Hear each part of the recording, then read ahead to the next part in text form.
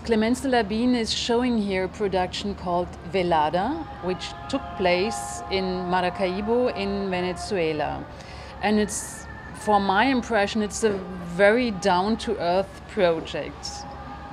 Please give us a little idea how it starts, how it works, what you have done with the people in a certain street in Maracaibo.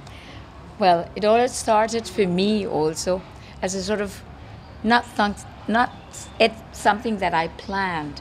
I was just in my country and I was having some vacation and I went back to the place where I was born, that's Maracaibo.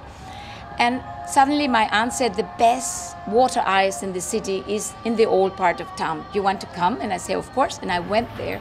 And for the first time, because this water ice was being sold in one of these little houses in this street, which is now the street of Velada Santa Lucía. And when I went there and I saw all this color, these houses all painted in incredible bright colors, I said, this is my world and this is my palette. Now I know that I really belong here, even though I have been so many years abroad and I've been living away for such a long time. I identify myself totally. And I said in a sort of emotional, my father had died not too long ago when I went there, and I was sort of emotional because I had to help my mom a little bit, and I was back in my own home for a little longer period than just a small vacation when I used to do before. And I identify with the colors, with the other, how everything smelled. Those were all things that remind me of my past.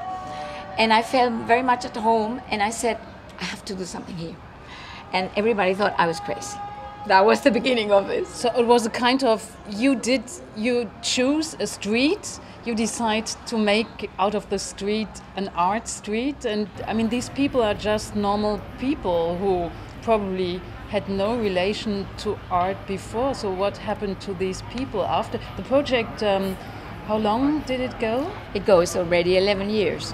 I started and I didn't say I take the street because nobody, when I ask somebody about something, they ask me, what kind of a sect are you? What do you want here? And I say, I'm not a sect, I'm an artist and I want to do something with all of you. And I want to celebrate and we're going to make a party. And then I saw this empty space. It was a house that only had like beautiful tiles from the 50s or 60s, and I loved them. And it had no roof or anything. And I said to my aunt, oh, I love to have something like this. And it just had the colonial windows and so. And she says, well, I know the owner of this rundown house because that was the house of her parents that they don't live anymore. Maybe I can ask her. Maybe she sells you the plot.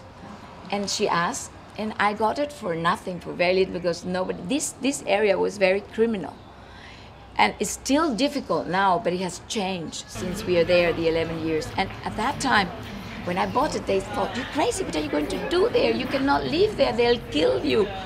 And but you didn't bought the street. You bought. I bought one house. Not even a house. I bought a wall, 2 windows, and the floors. The floors were there, the old floors.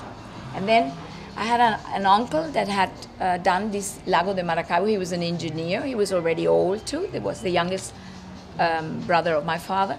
And he says, if you are patient, I'll do it for very little money. I'll recover this house for you. But you have to be patient because I'm an old man. It took him 3 years to do it. So this whole process goes back to even more than 11 years.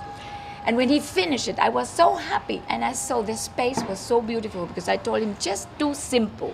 What it was before. I don't want to do anything. And he tried to do it that way. And when I opened it, I was so proud of my little house there. And I opened it up and I invited the whole neighborhood. And the father in the church allowed me to do a sort of an action. And I was able to throw 300 balloons in the air.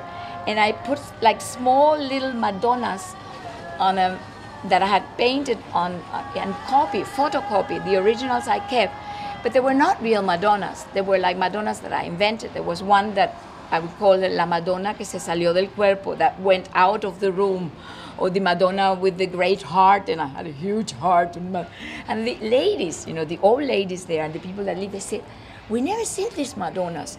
Where do they come from? And I told them, Madonna, is the Virgin Maria. It can be in